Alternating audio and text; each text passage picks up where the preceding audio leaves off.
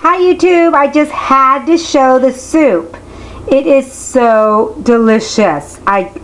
You're going to love this soup. So please try it. It's really good.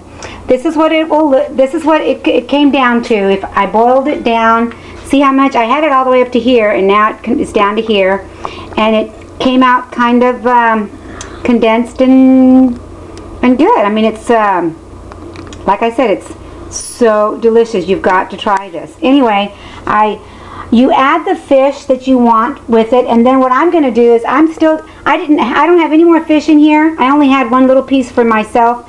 When Connie gets here, I'll boil this up again and add the fish and shrimp that I want for her.